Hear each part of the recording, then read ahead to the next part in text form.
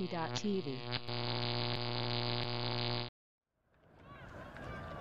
Ladies and gentlemen, welcome to the women's final of the Brisbane-Canberra Invitational, coming to you from the nation's capital, presented by ULTI.TV and produced by Factory and Fishwick Ultimate Clubs. My name is Max Stenstrom. Alongside me is Anita Beck, and it is our absolute privilege to be commentating and keeping you company as we watch Rogue Fire take on Ellipsis women in the women's final. These teams have met a couple of times already, both this weekend and this season. Anita, give us a sense of what the picture is so far. Listen, Max, I love a good rivalry, and this is what this game's going to bring. These guys have met each other 4 times in the last fortnight, and they've each won one, they've each lost one. I think this morning gave one extra win to Ellipsis, so here we are, the 4th game in that series to see if Rogue can take that back. It's not often 2 teams separated by 1,000 kilometres get to play each other so often in such a small window of time. So it should be really exciting to see how that plays out and whether that plays into adjustments or tactics that they each are willing to use early or late in the game. To get things started, Ellipsis on offense. Chong with the disc. Fires up the far sideline to her sister. Back to Egan Griffiths. And then up to Phillips. Expect to see Egan Griffiths and Phillips do a lot of the handler work for this team. The lefty scuba over the top, though, to Olivia Carr. Will put Ellipsis on the board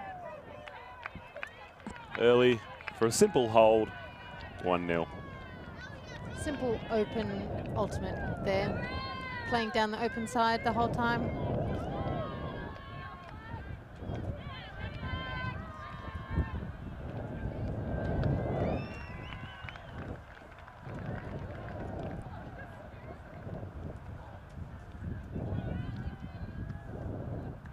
This Ellipsis team, or this Ellipsis club, I should say, having been totally dominant in the women's division for the last couple of years. This year, a little bit more parity being found across the women's division, which I think adds to a lot of the excitement. As you say, Rogue got a win on them just a couple of weeks ago. Definitely not the untouchable powerhouses they were 2 years ago. That's right.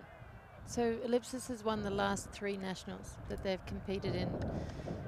But as you said, this year we're only a fortnight out from the Div 1 nationals, and we've seen them be beaten twice now, once by Bauhaus in the Southern Regionals and once by Rogue in March Madness. So what are we going to see in nationals? It's quite exciting, actually.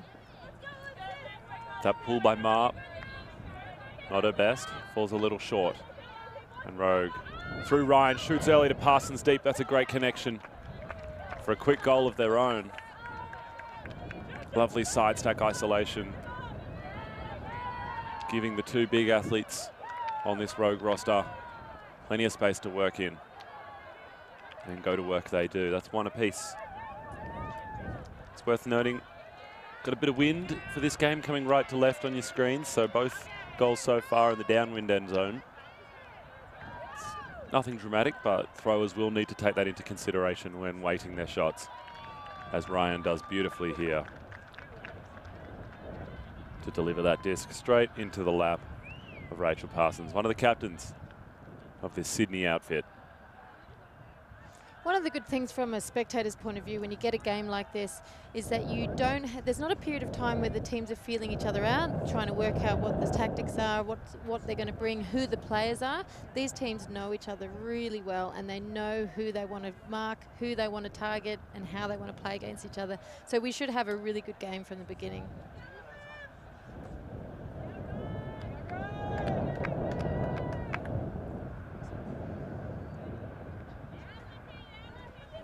Rogue is coached by Bree Edgar, so they'll have that tactical nous behind everything that they're doing.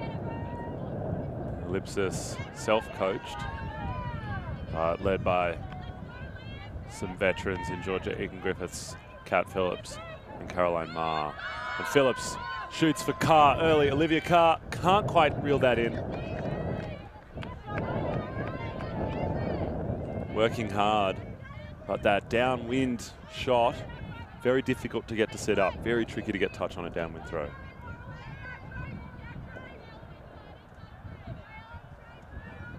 Yeah, they come in really fast when they're downwind like that, and they can just speed away from you.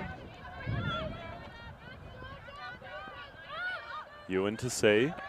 Two Firetails teammates connecting well for Rogue. Moving it through the hands nicely. Lamb does well. We've got a pick call.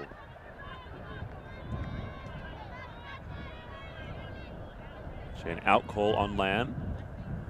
We'll have another squiz. And our cameraman was too good. Our camera woman, I should say, too good in zooming up close. Didn't see the feet. So can't tell from our angle. Perhaps on this one. Players restarted. Lamb to Fung up line. Fung, a previous Ellipsis player, now taking the field against her old club. Sutton leaves her feet. Is that throw a little too far for Kasuya to reel in? And the Ellipsis O-line get another chance going downwind. But they will have to take it the full 70 yards.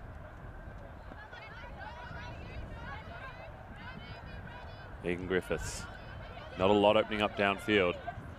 Phillips.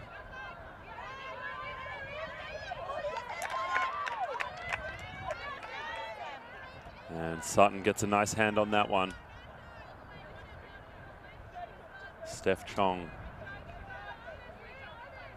Not attacking the disc quite as well as she could. And Rogue have about 18 metres to work.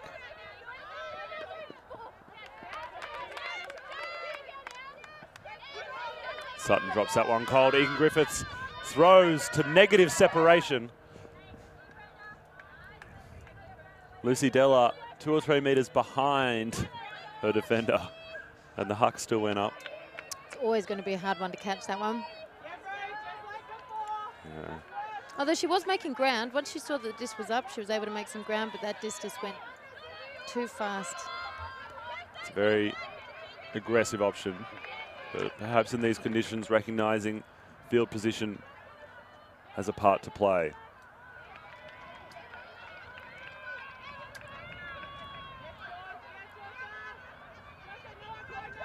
Nothing moving out of the stack. Now Della finds space.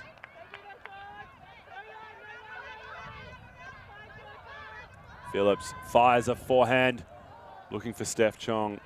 Lasers down that far sideline, a little too fast to hold on to.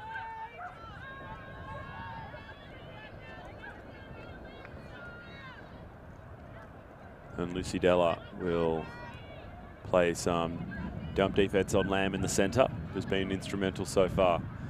Della, the younger of 2 Australian rep siblings. Tom Della, of course, playing on the Blue Bottles last year in Perth. Very successful Australian mixed under-24s team. And Lucy Della playing with the under-20 women Terra in Canada last year as well. Bella C on the far side. Her forehand a little wayward.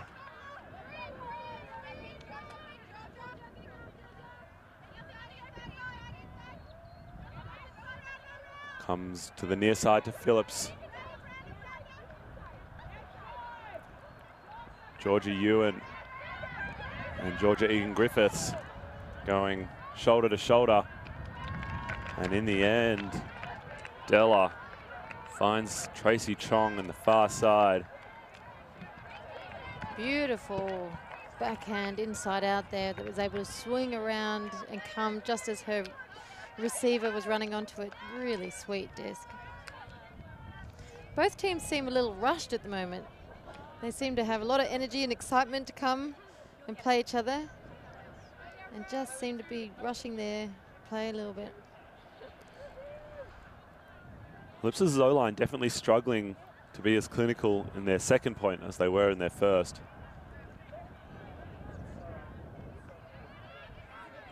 a little frantic, and yet still at times it almost felt like the whole line was looking to one or two players to make the next cut.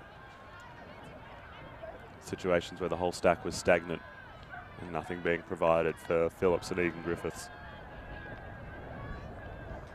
You can get some miscommunications if the handlers are expecting a handler-initiated movement and the stack is waiting for that movement to come, or if the handlers are expecting the cuts to be coming out of the stack, and then you end up in a situation where for 3 seconds everyone's just looking at each other and nothing's happening.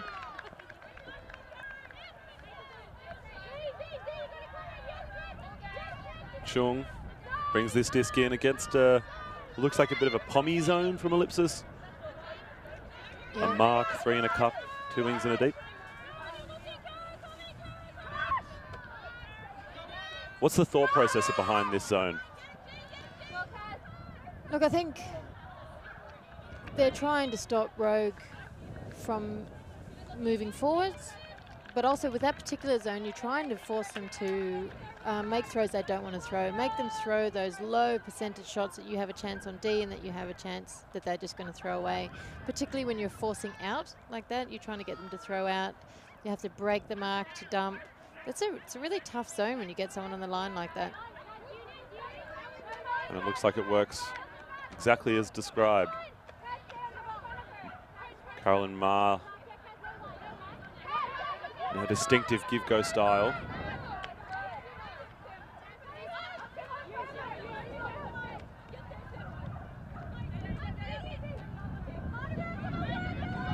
Palmer on the far side. So we've got a pick call.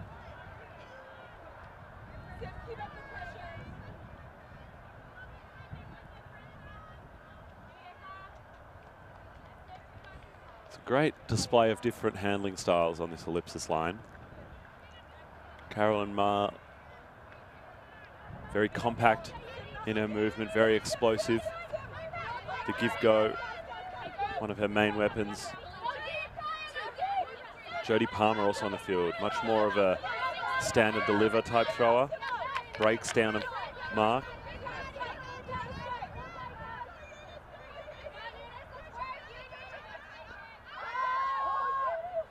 Throw goes up to Palmer. Does a great job towing it in. They'll discuss whether she successfully kept her feet down. And I think the call is she didn't. I believe that got touched by a Rogue player. He might have pushed it out a bit further.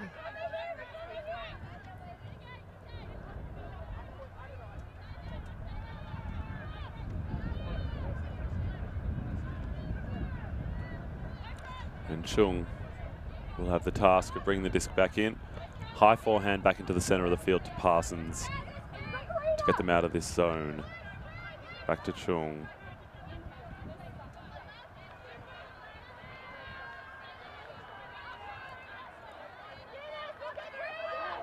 Crossfield flick. Egan Griffiths goes up early and in doing so probably sucks in Karina Boyle into misreading that a little bit. Vino goes up line and shoots. Successfully into the end zone. And Ellipsis chalk up an upwinder and a break. That's nice work from Ellipsis. That zone was working quite well. It was pushing. You've got two options in that kind of zone. You can force them into the middle and channel those throws and see if you can get the blocks that way, or you can force them out. And they've been definitely forcing them out in that zone, trying to cut down that swings, cut down those dumps, forcing them to throw the long down the lines, and they managed to generate the blocks that way.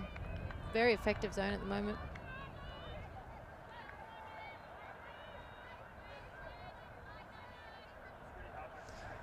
Also on offense, though, they're doing really beautiful break throws. Ma particularly, she threw two really lovely breaks. One for a really long swing and one for a nice cheeky dump. They're really great. It really opens up the field when you can do that. And she'll stay on the field for this defensive point.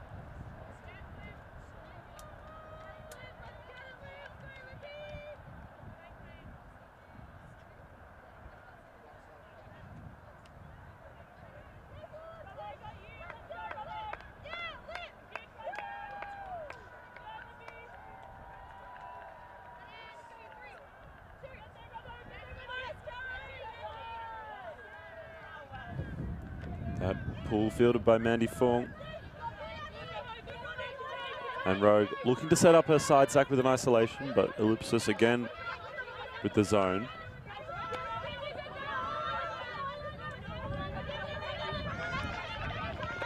A couple of bigger bodies in the ball as well will make the over-the-top throw a little difficult. They really have to work that cup, try and get some spaces so that they can swing back into the middle. You don't want to work it up the line when you've got that kind of zone on. Dennis immediately heads to the end zone.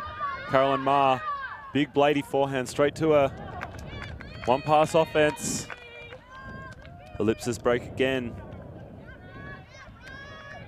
And Rogue caught wanting early in this one. So Rogue did just come off a sudden death loss into this game, which may be contributing to some of the downward turned heads.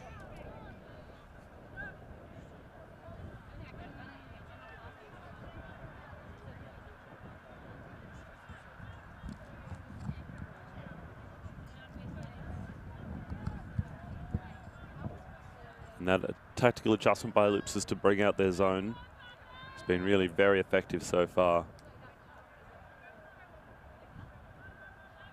Well, it's just limiting what Rogue's been able to do. In the first few points of this half, we've seen them do lots of swings and dumps and been able to find some space that way, and this zone is just closing that down. Rogue now has to think about that and see if they can change the way that they're trying to play, see how they're going to address that zone.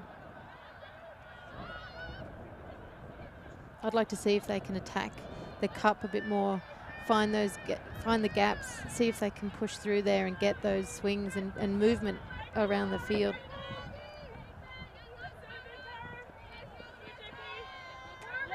Chung to Ladamatos. To O'Neill to pass.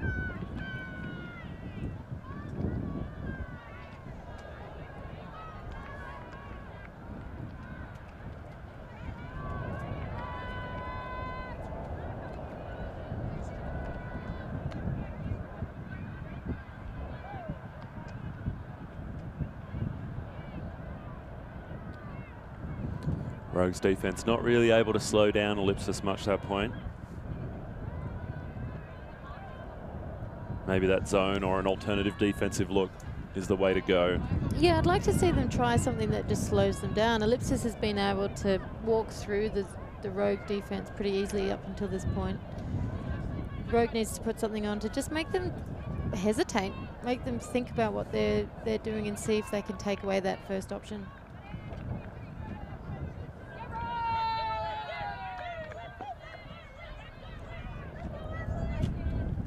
Chung to O'Neill. Ellipsis back to match.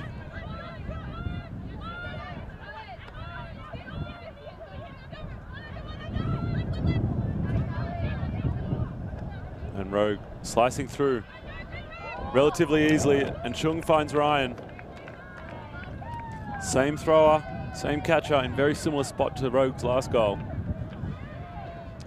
Great catch there.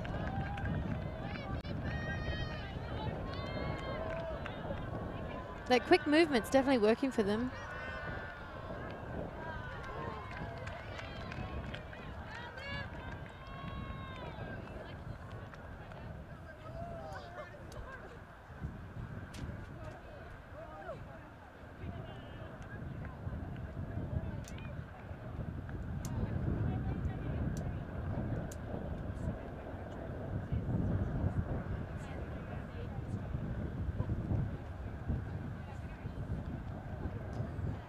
Romanescu gets the unenviable job of pulling upwind.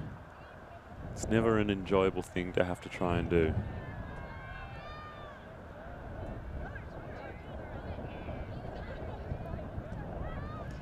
You just got to hope to get past halfway.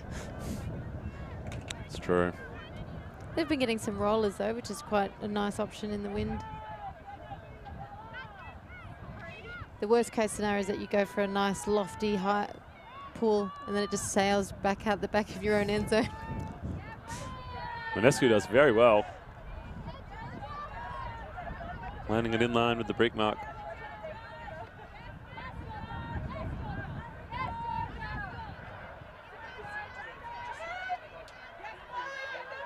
Olivia Carr provides the first big under. A lot of meters. Egan Griffiths to Phillips. Break backhand, lovely throw. Too far out in front of Tracy, Steph Chong. An aggressive option, particularly difficult in this wind.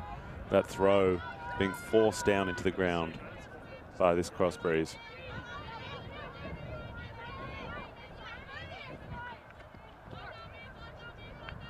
Ionescu finds C, has Ewan heading deep. Blady forehand and Ewan, 2 full hands, puts to turf. The frustration visible.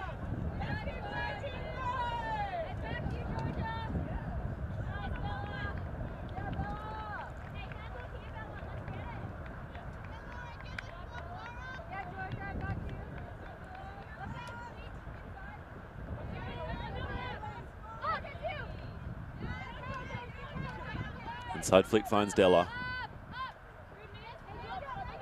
Ellipsis have done a great job of using the break side of the field.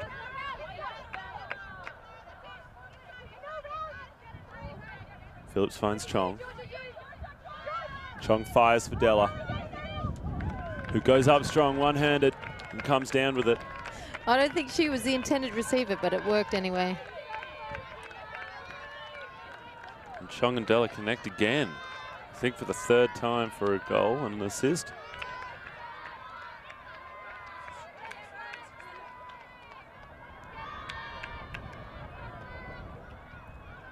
And Ellipsis maintain their 3-point lead that they gathered early with a couple of breaks out of the gate.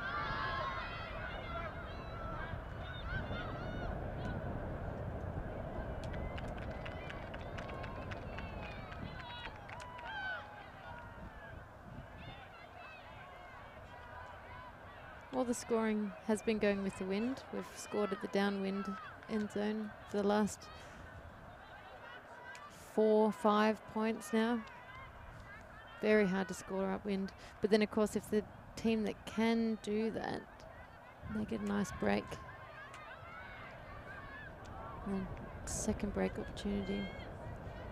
Yeah, often in these upwind downwinders, breaks come in pairs.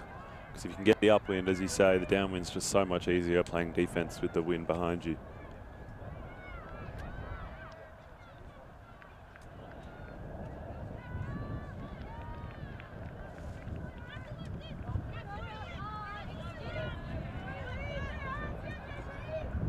Phillips with a big pull upwind to Chung and O'Neill.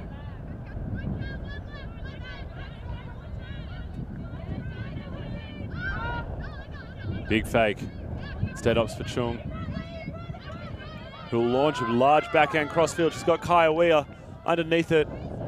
But we've seen that exact throw miss its target 2 or 3 times now from different players.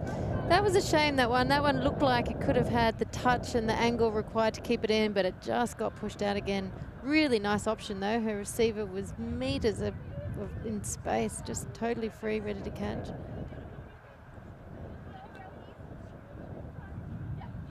Great option, just missed execution there by Eunice Chung. Now Ellipsis will have an opportunity to go the full 70 yards the other way, but in these windy conditions it won't be easy. And you see there why. And Ryan just gives it straight back, unpressured, cold drop. Phillips shoots, she's got Dennis and Dhaliwal underneath it. Dennis ends up with it.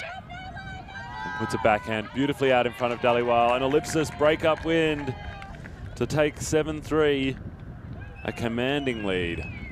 That was a really nice put by Dennis. Really had to get low to get under that wind and had to just rise up for her receiver. Really beautiful. Perfectly weighted. Maybe it's all her. She played for the Canberra Freeze last year too, right? So maybe she's got good experience in the Canberra environment. She played a lot of her university ultimate here and her early club days with Factory Ultimate in the ACT before heading south. Adelaide Dennis very much a Canberra product. And we'll claim her as our own as she continues to do good things.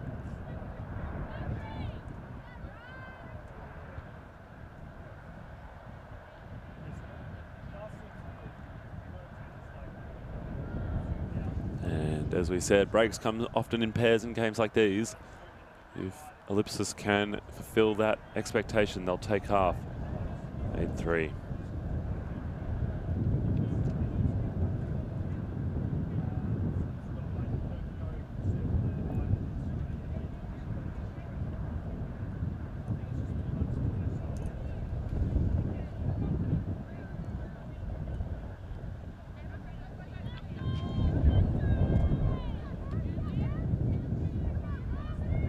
Slightly extra firepower on this is Ellipsis D-line with both Caroline Marr and Georgia Egan-Griffiths. And that pull does well. I'm not sure if it was touched. Either way, Rogue will have to take it from deep. This is the worst possible position that Rogue can find themselves in. Right in the corner of their own end zone.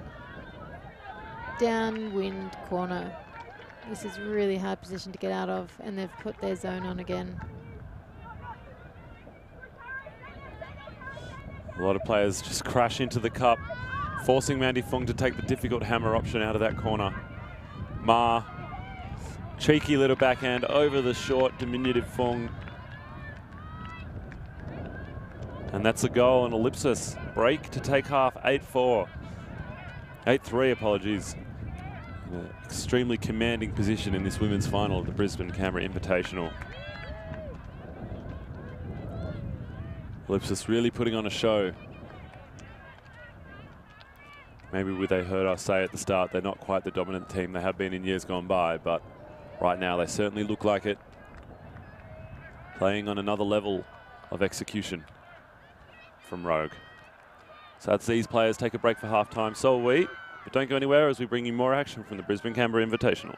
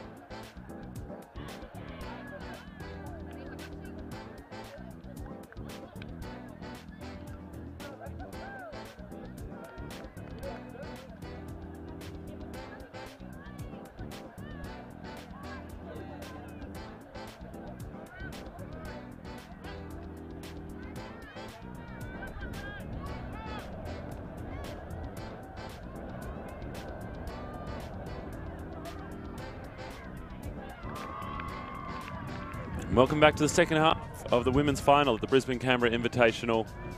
We've got Rogue Fire coming up against Ellipsis Ultimate.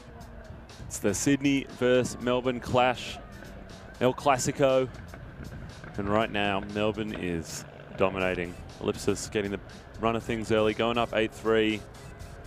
Story of the first half was just pressure from Ellipsis on defense, causing a lot of turns from Rogue. Indeed, they managed to put a really good zone on, which really trapped Rogue into a position they didn't want to be in and really handcuffed the way they like to play. When Rogue's been able to play quick and responsive, they've been able to break through the defense, but when they get trapped, they get caught out. And that's the kind of offense Rogue will need to be able to consistently produce if they want to make this final a little more interesting. Chung finds Parsons in space. And as you say, when they move quickly, they just look so much more effective. They've got to get the Ellipsis defense on their back foot.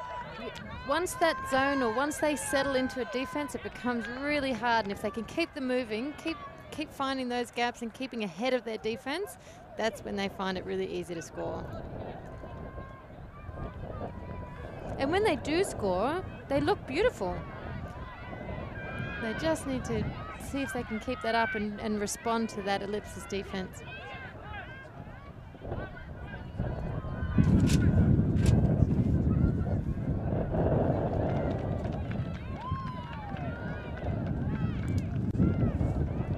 This game is rapidly becoming an upwind downwinder. The wind coming across your screens right to left. And it'll make Rogue's task all the more difficult to have to get upwind breaks against a team like Ellipsis, who you know will challenge every pass along the way.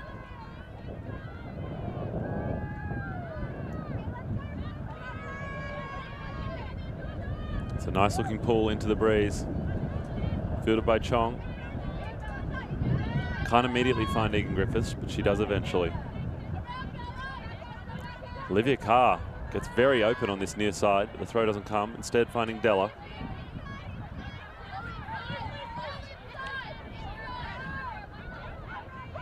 Egan Griffiths, backhand to Anderson. It's a lovely downwind shot, weighted well from the captain of the green and black. Ellipsis has been really good at getting that separation from their deep cuts. Their timing has been really great. They've been able to read the play and when the throw's coming, and they've been able to get at least a couple of meters off their defender.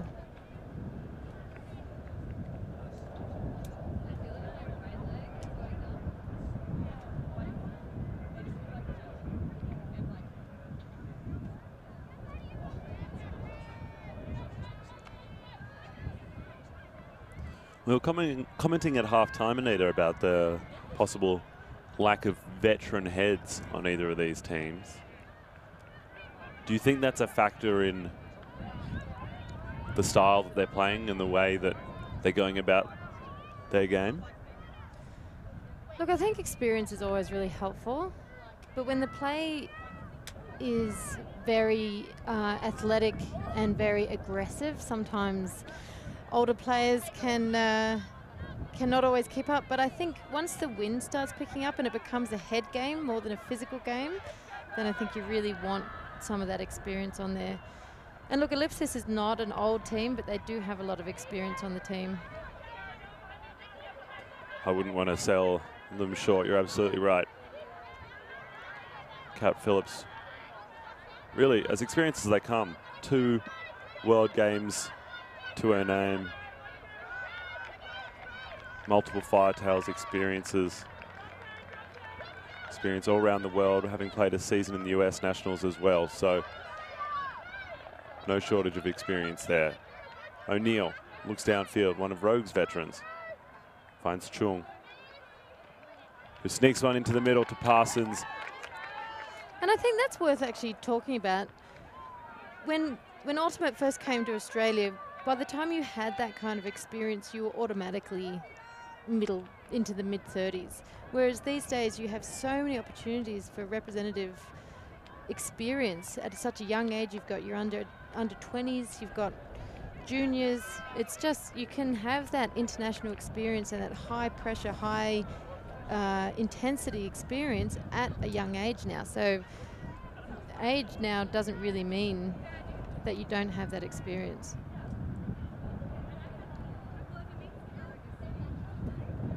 And these teams are great examples of that.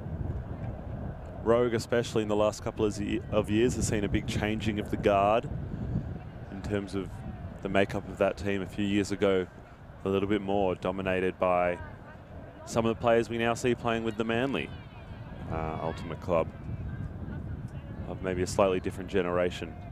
Obviously still very competitive, but starting to possibly leave their best athletic years behind them is maybe the nicest way of putting it. Now they're getting into their wise years. Indeed, indeed.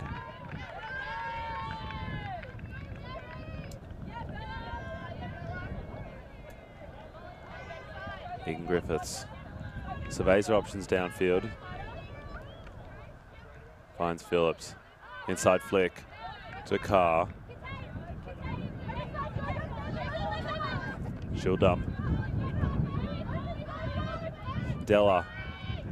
Favourite position seems to be floating at the front of the stack, providing the release valve when things start to stagnate for Ellipsis. And she's done that really well, consistently.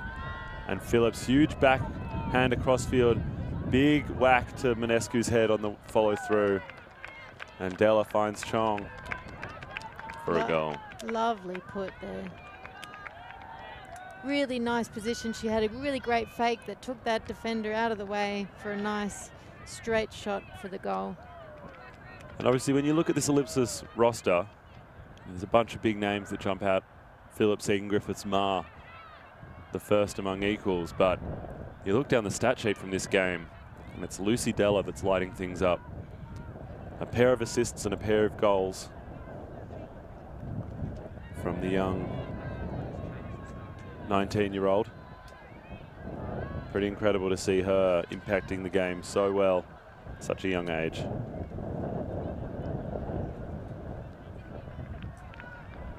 She's clearly got a role and she's playing it beautifully.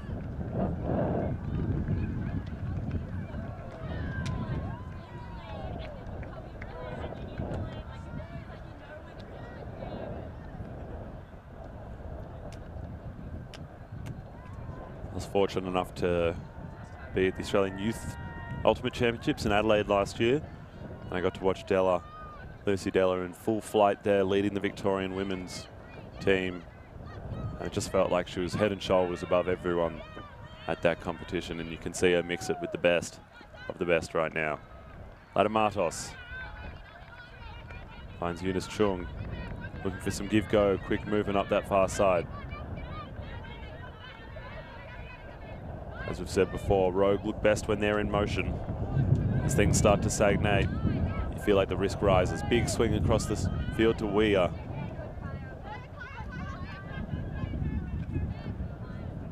Ladamatos in the centre.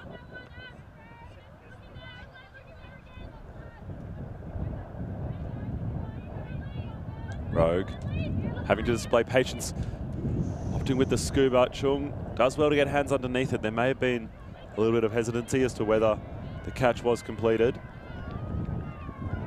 They're now on the end zone line.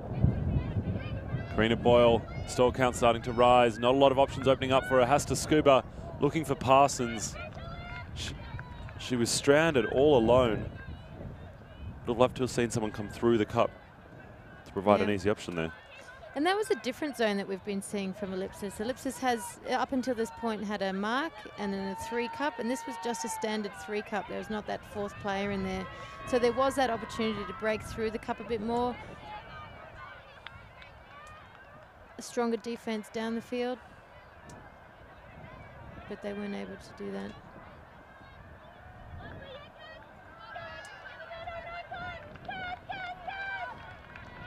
Robertson.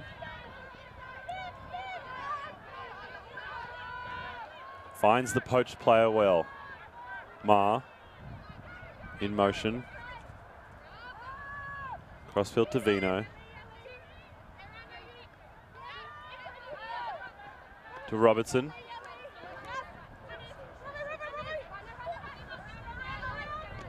Finds Ma in a narrow window. Looking crossfield for Vino. But a little far out in front. And Rogue's offensive line get another opportunity to go downwind. Eunice Chung carrying the burden for Rogue. Just trying to gain some ground there, but I'm not sure that worked. Did the disc even come into the field? If so, only briefly. They've given Ellipsis the disc back about 10 metres out from the end zone. Exactly the opposite of what you'd want to be doing in a windy game like this, where short field turns are always bad news. Well, here's Ellipsis' opportunity to score upwind again and get that pair of breaks. And Robertson's pass bouncing out of the hands of Dennis.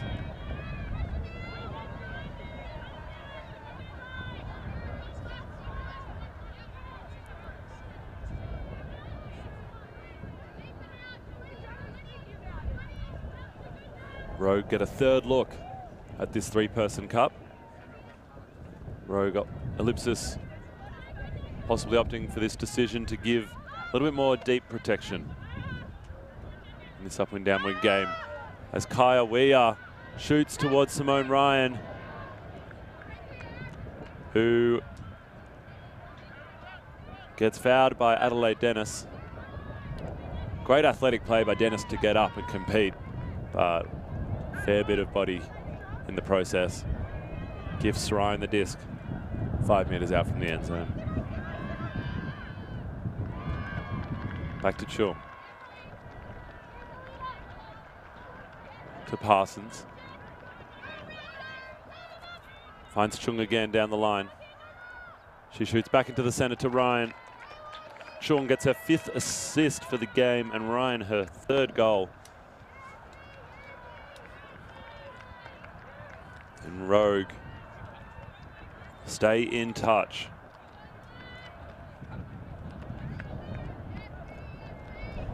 So that zone was doing exactly what it wanted, and that throw, big long throw down the field, of basically a Holy Mary throw, was exactly what the zone's trying to achieve. And Dennis almost got that defense, which is perfect zone defense, but the foul gave the offense the hands. And then they transitioned into match, which most teams will do that close to the end zone, which allowed Rogue to just push it in. We have a look at this. To be fair, I think Dennis does initiate the contact, but that was very close to being an incredible play by Adelaide Dennis if she'd plucked that out of the sky. Elevates well up into the stratosphere over the taller Simone Ryan, but not quite successful that time.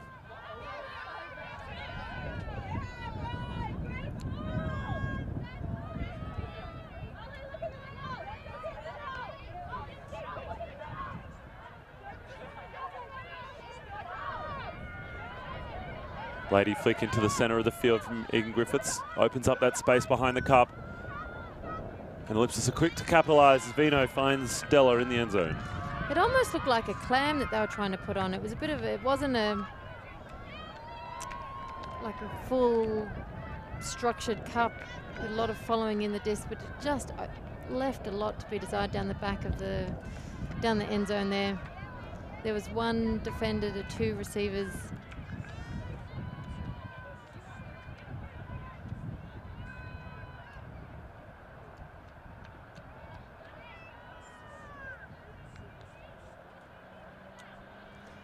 I'd like to see a defense from Rogue that pushed more pressure on the throws.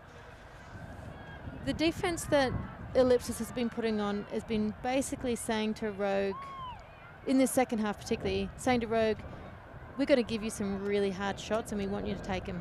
Go for it. We'll see what happens. Whereas the defense that Rogue just put on Ellipsis was trying to say the same thing, but when you've got throwers like Ellipsis has, they've got those shots. They need to put more pressure on the throws, make the throws hesitate, not want to even put those difficult ones up, and make them just throw a lot of passes backwards and sideways. When you've got a bevy of elite throwers like Ellipsis does, it's a difficult prospect for defense, a difficult puzzle to crack in terms of figuring out how to slow them down. Eunice Chung, one of those elite throwers in this game, has been throwing up a storm for Rogue already. She's got 5 assists, and I'm sure there'll be more to come. Zalams finds Chung in the center.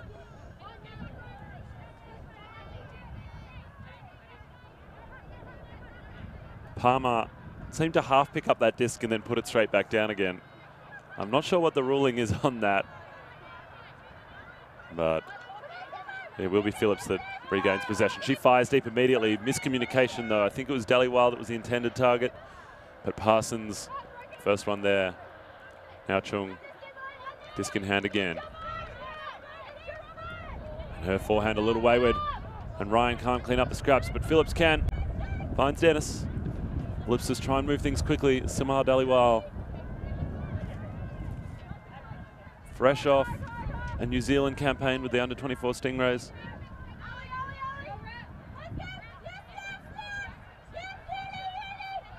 Phillips breaks the mark with a backhand. It's going to pop up into the wind.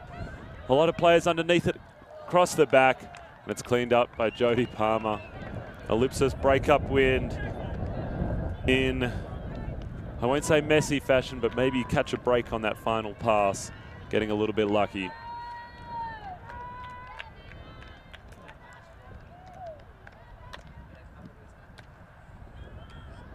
A lot of that is luck, but also, you know, if you've got enough players, they're reading the disc, you've got people backing up, that's also just good ultimate.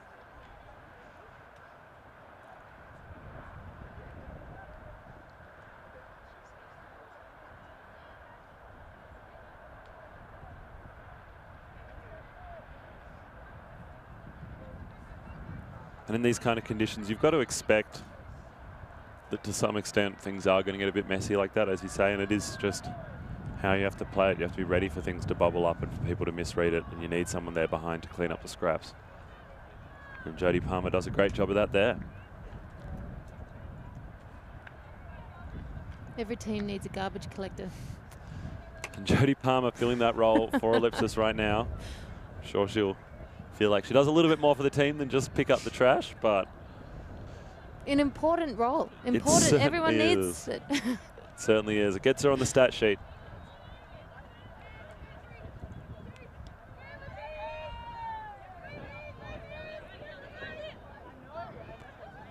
It's the second time that a pool has rolled out that sideline for Rogue, allowing them to set their defense. This time they have a poach in the lane from Vino, and Fung immediately shoots deep, playing for that territory perhaps a little, not wanting to spend a lot of time in coffin corner with the wind in your face and defenders bearing down on you.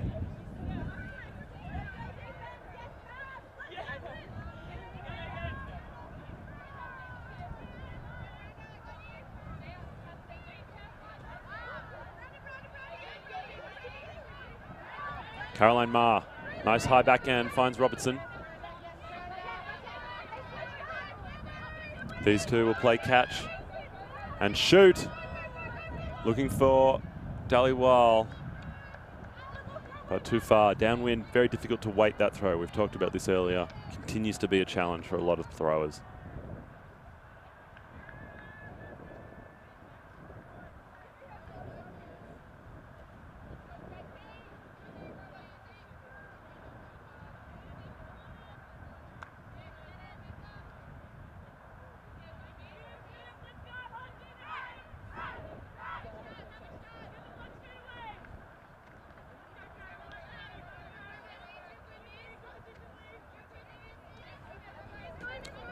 O'Neill.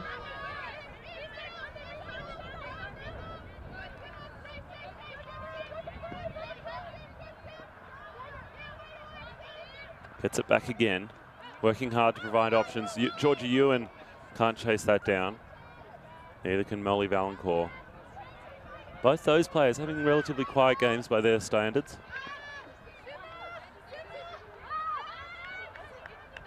Dolly Weil shoots big. And they come down with that jump ball. Parks did well. Great grab. Robertson. Stall count must be rising. Goes back to Ma. Instead comes break side to Vino. And we've got a pick call.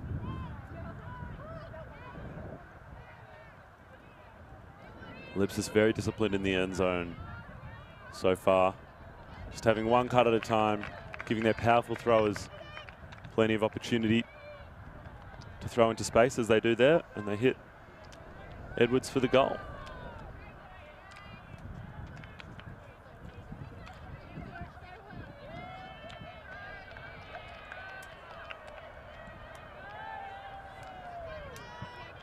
Ellipsis really starting to enjoy themselves, you can see.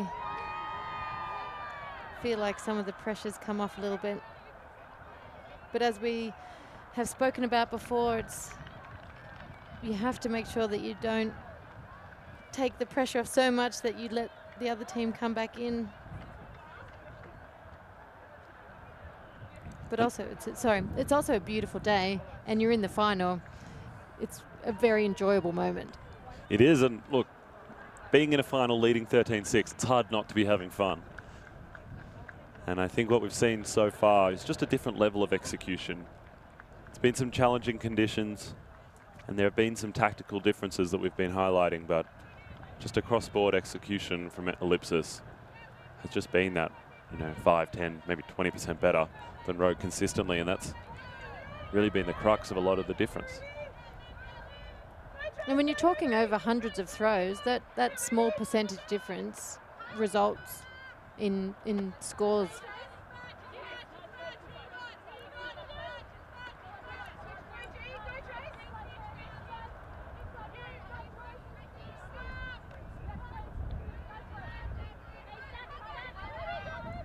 And this has always been something that I think has separated Ellipsis from the other teams. The fundamentals and the depth of their fundamentals on their roster has separated them from so many other teams.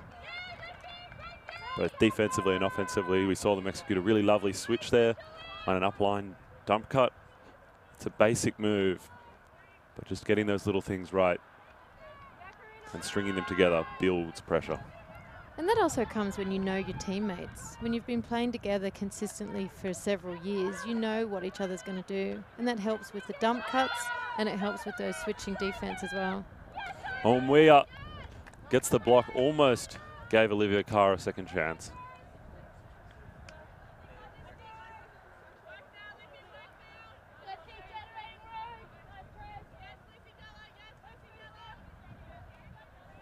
Eunice Chung really taking control of this game for Rogue.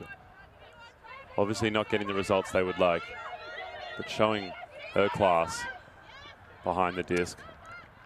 Zalams loses her footing, gives up a cheap turn to Della. Della fires an inside forehand to Egan Griffiths, who finds Chong in the end zone for a quick, ruthlessly efficient score from Ellipsis going upwind, capitalizing on the mistakes of Rogue, as they have all game long. Just Rogue's unable to find their momentum. As we mentioned in the first half, when they're able to play quickly, they've been able to find their groove and it's looked really lovely, but they've just not been able to get some momentum there. Not able to string enough throws and catches together to be able to get that momentum and that movement. And we've noted they look much more effective when that tempo is high and when they are stringing passes together. And I'm sure we're not alone in recognizing that. Ellipsis will have seen that too. And they've done a great job at minimizing the opportunities for Rogue to do that. Absolutely, and that's what the zones are about as well.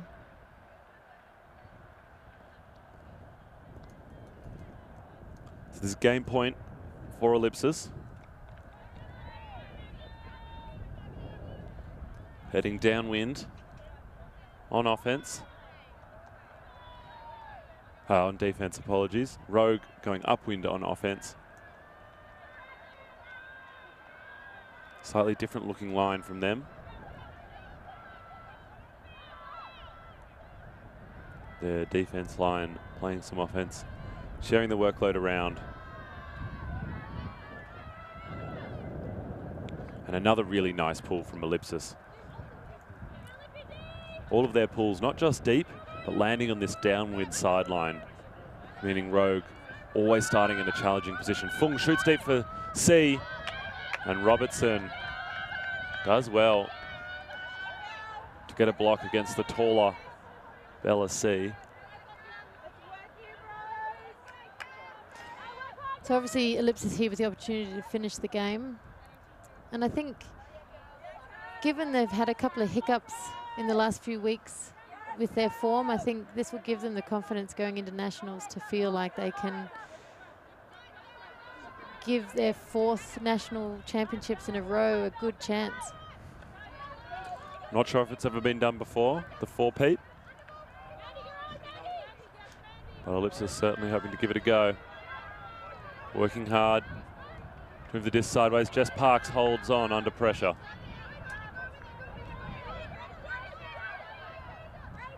Crossfield.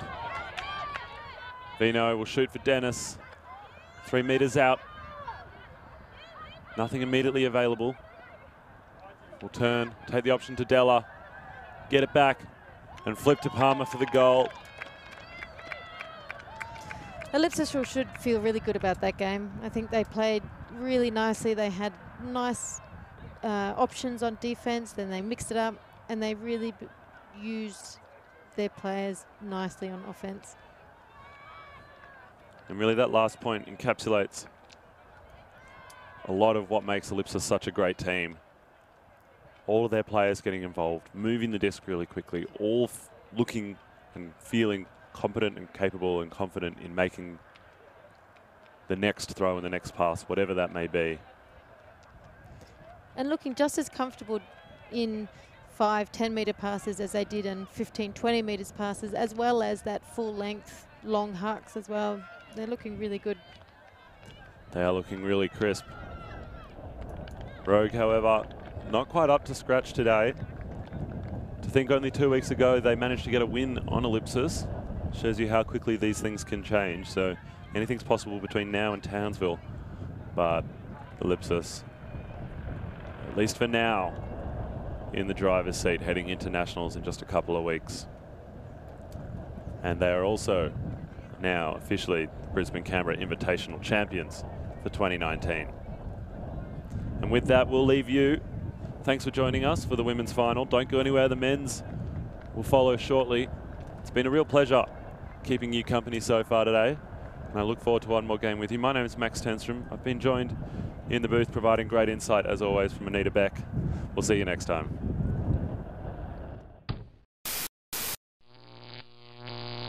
ULTI.TV.